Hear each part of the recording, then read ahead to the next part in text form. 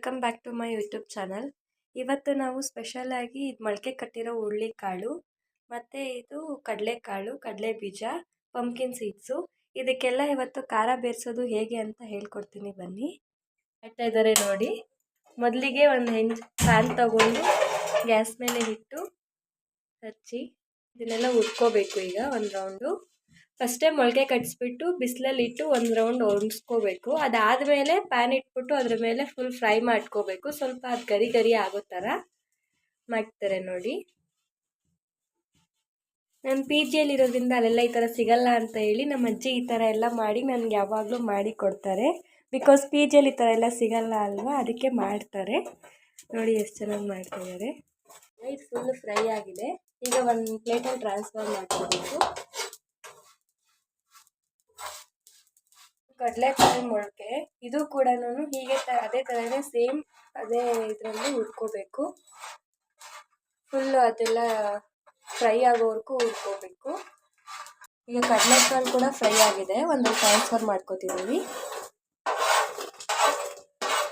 ಕಡಲೆ ಬೀಜ ಕೂಡ ಹುರ್ಕೋತಿದ್ದೀವಿ. ಹಾಗೆ ಈಗ ಹುರಿದಿದ್ದೆಲ್ಲ ಆಗಿದೆ. ಈಗ ನಮ್ಮ ಅಜ್ಜಿ ಅದು ಮಾಡ್ತಿದ್ದು. ನಾನೀಗ ಇದಕ್ಕೆಲ್ಲ ಈಗ ಪಂಪ್ಕಿನ್ ಸೀಡ್ಸ್ಗೆ ಅದೇ ಥರ ಮಾಡೋಕ್ಕಾಗಲ್ಲ, ಸೊ ಹಂಗಾಗಿ ಇದಕ್ಕೆ ಬೇರೆ ಥರ ಮಾಡೋಣ ಅಂತೇಳಿ ಫಸ್ಟು ನೀವು ಒಂದು ಬೌಲ್ ತೊಗೊಂಡು ಅದರಲ್ಲಿ ಉಪ್ಪು ಹಾಕಿ ಮತ್ತು ಸ್ವಲ್ಪ ನೀರು ಹಾಕ್ಕೋಬೇಕು.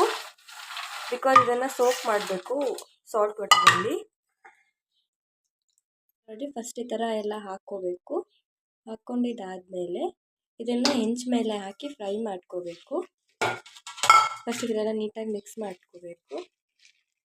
ಎಲ್ಲ ಹಾಕ್ಕೋಬೇಕು. ಈಗ ಅದು ಫುಲ್ಲು ಫ್ರೈ ಆಗೋವರೆಗೂ ಫ್ರೈ ಮಾಡಬೇಕು ನೀಟಾಗಿ ನೋಡಿ. ಹೀಗೆಲ್ಲ ಮಾಡಬೇಕು.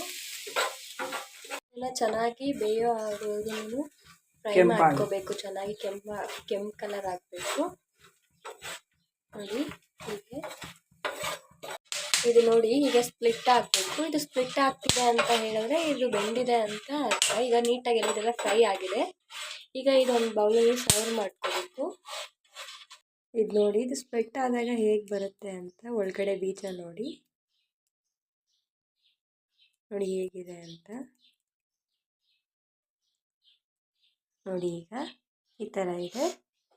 ಇದನ್ನು ಹಾಗೆ ಡೈರೆಕ್ಟಾಗಿ ತಿನ್ಬೋದು, ಏನು ಆ್ಯಡ್ ಮಾಡೋ ಅವಶ್ಯಕತೆ, ಬಿಕಾಸ್ ಆಲ್ರೆಡಿ ನಾವು ಉಪ್ಪು ಹಾಕಿದ್ದೀವಿ ನೋಡಿ. ಕಾಣಿಸ್ತಿದೆ ಅನಿಸುತ್ತೆ. ಪಂಪ್ಕಿನ್ ಸೀಡ್ ರೆಡಿ ಆಗಿದೆ. ಇದು ಇಷ್ಟೇ ಮಾಡೋದು. ಈಗ ಇದನ್ನು ಹೇಗೆ ಮಾಡೋಣ ಅಂತ ನೋಡೋಣ ಬನ್ನಿ.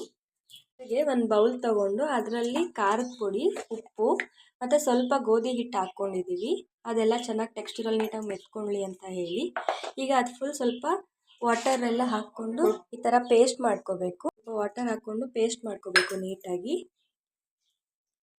ಪೇಸ್ಟ್ ರೆಡಿ ಆಗಿದೆ. ಈಗ ಇದನ್ನೆಲ್ಲ ತೊಗೊಂಡು ಅದರಲ್ಲಿ ಮಿಕ್ಸ್ ಮಾಡಬೇಕು ನೋಡಿ. ಈ ಥರ ಎಲ್ಲ ಮಿಕ್ಸ್ ಮಾಡ್ಕೋಬೇಕು.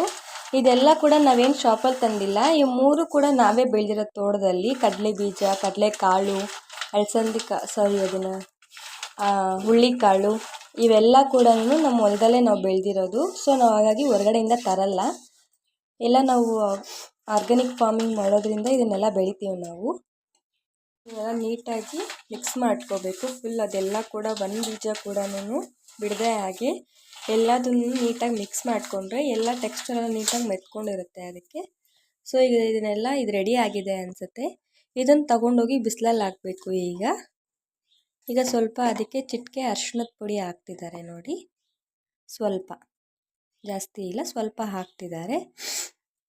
ಟೇಸ್ಟಿಗೆ ತಕ್ಕಷ್ಟು ಹಾಕ್ತಿದ್ದಾರೆ. ಈಗ ಇದು ಪೂರ್ತಿಯಾಗಿ ರೆಡಿಯಾಗಿದೆ ನೋಡಿ. ಹೀಗಿದೆ ಈಗ ನೋಡಿ. ಈಗ ಇದು ಒಣಗ್ಸೋಕೆ ತಂದಿದ್ದೀವಿ. ಈಗ ಇದು ನೀಟಾಗಿ ಫುಲ್ ಒಣಗಬೇಕು, ಗರಿ ಗರಿಯಾಗಿರ್ಬೇಕಿದು. ಸ್ವಂತವಾಗಿ ಬೆಳೆದಿರೋ ಹರಳು, ಇದರಿಂದ ಹರಳೆಣ್ಣೆ ಮಾಡ್ತಾರೆ ನಮ್ಮ ಅಜ್ಜಿ. ತುಂಬ ಚೆನ್ನಾಗಿ ಮಾಡ್ತಾರೆ ಇದರಿಂದ. ನೆಕ್ಸ್ಟ್ ವೀಡಿಯೋಲ್ಲಿ ಅಪ್ಲೋಡ್ ಮಾಡ್ತೀನಿ. ಇದೇನಾದ್ರು ನಾನು ವೀಡಿಯೋ ತೊಗೊಂಡ್ರೆ ಅಪ್ಲೋಡ್ ಮಾಡ್ತೀನಿ ನೆಕ್ಸ್ಟ್ ವೀಡಿಯೋಲಿ ಹೇಗೆ ಹರಳೆಣ್ಣೆ ಮಾಡ್ತಾರೆ ಅಂತ. ಇದು ಒಣಗಬೇಕು, ಸ್ವಲ್ಪ ಹೊತ್ತು ಬಿಡಬೇಕು, ಬಿಸಿಲಿಗೆ ನೀಟಾಗಿ ಒಣಗೋಕ್ಕೆ ಬಿಡಬೇಕು.